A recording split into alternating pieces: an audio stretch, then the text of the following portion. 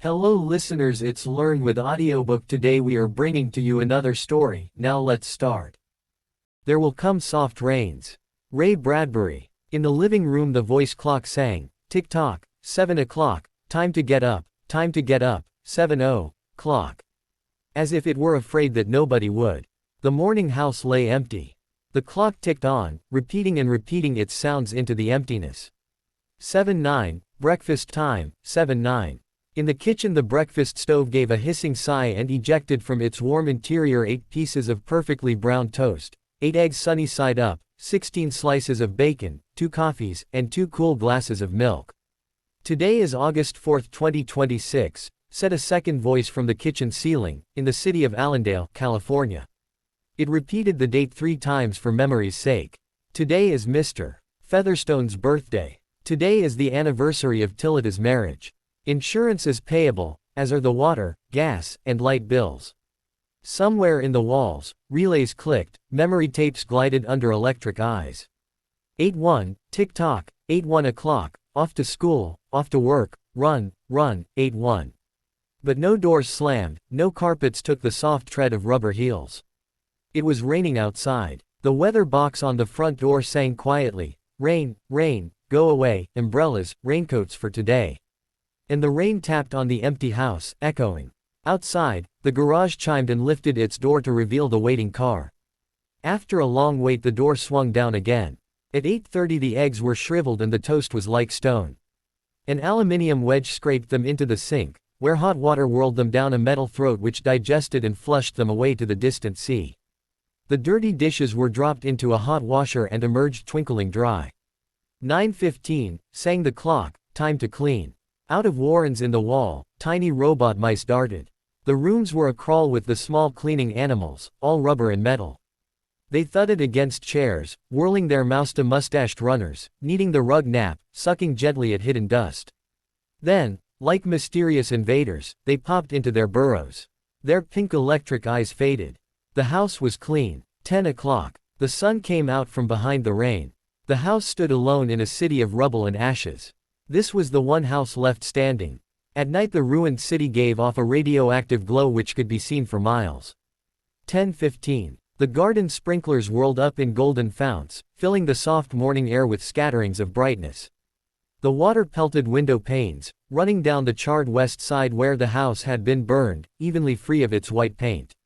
The entire west face of the house was black, save for 5 places. Here the silhouette in paint of a man mowing a lawn. Here, as in a photograph, a woman bent to pick flowers.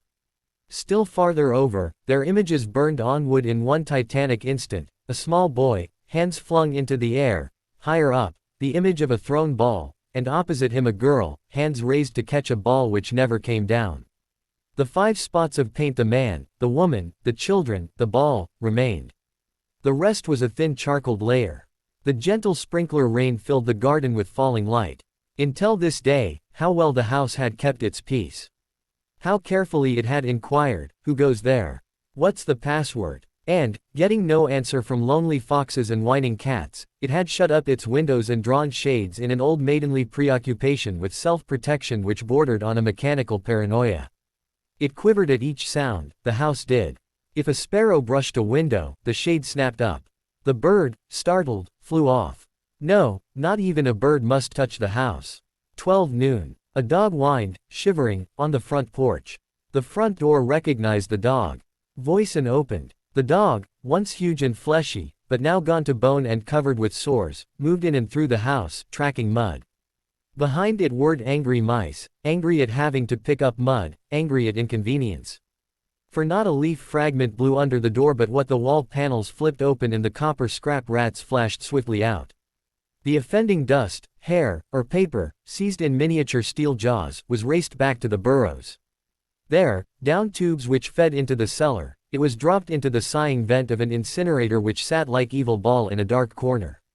The dog ran upstairs, hysterically yelping to each door, at last realizing, as the house realized, that only silence was here. It sniffed the air and scratched the kitchen door. Behind the door, the stove was making pancakes which filled the house with a rich baked odor and the scent of maple syrup. The dog frothed at the mouth, lying at the door, sniffing, its eyes turned to fire. It ran wildly in circles, biting at its tail, spun in a frenzy, and died. It lay in the parlor for an hour. 2 o'clock, sang a voice.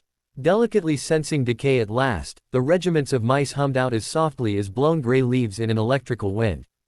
2:15. The dog was gone. In the cellar, the incinerator glowed suddenly and a whirl of sparks leapt up the chimney.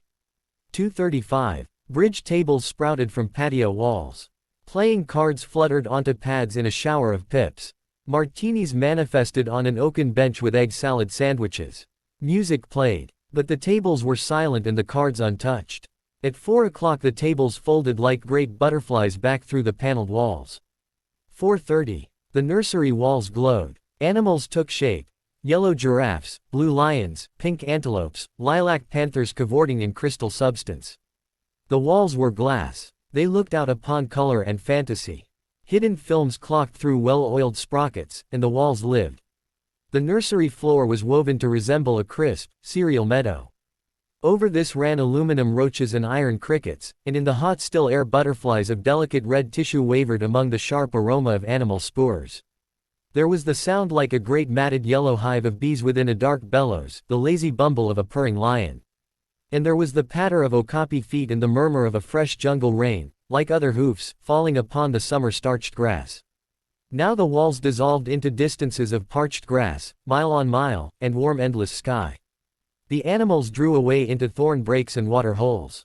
It was the children's hour. 5 o'clock. The bath filled with clear hot water.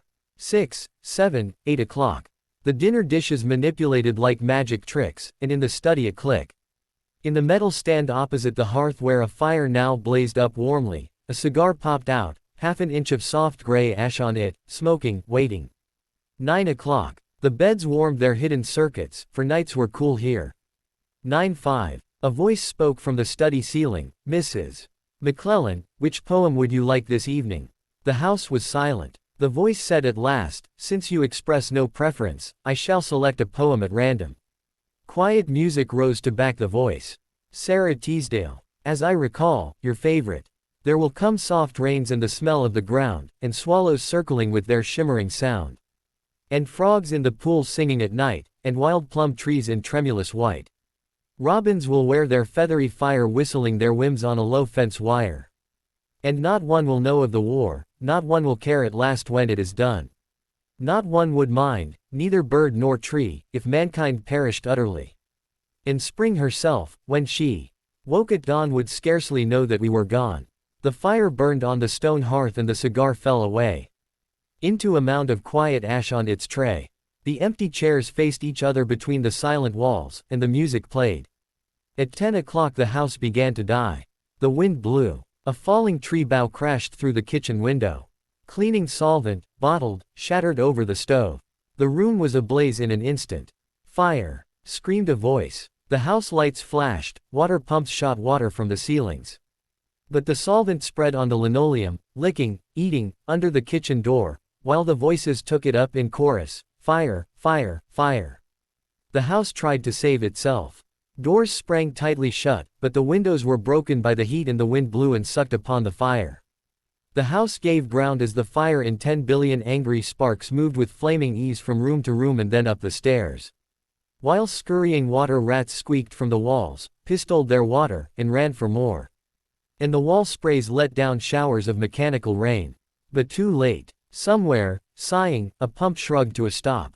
The quenching rain ceased. The reserve water supply which had filled baths and washed dishes for many quiet days was gone. The fire crackled up the stairs. It fed upon Picassos and Matisses in the upper halls, like delicacies, baking off the oily flesh, tenderly crisping the canvases into black shavings. Now the fire lay in beds, stood in windows, changed the colors of drapes. And then, reinforcements. From attic trapdoors, blind robot faces peered down with faucet mouths gushing green chemical. The fire backed off, as even an elephant must at the sight of a dead snake.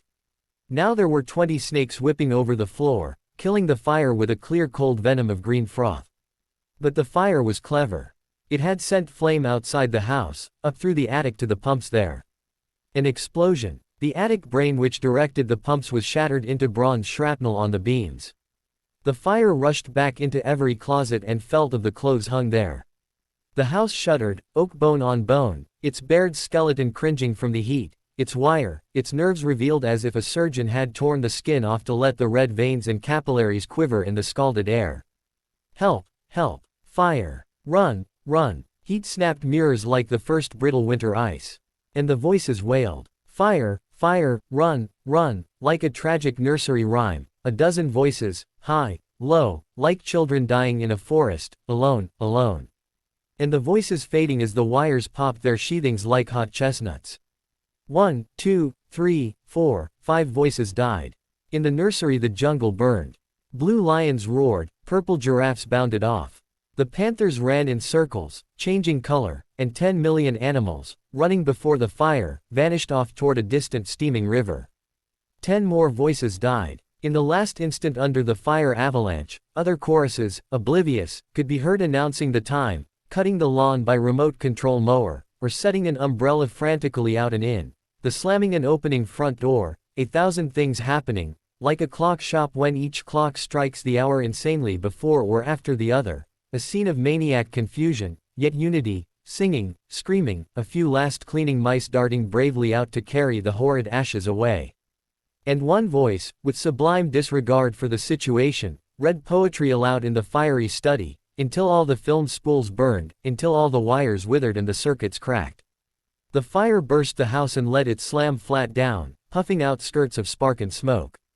In the kitchen, an instant before the rain of fire and timber, the stove could be seen making breakfasts at a psychopathic rate, 10 dozen eggs, 6 loaves of toast, 20 dozen bacon strips, which, eaten by fire, started the stove working again, hysterically hissing.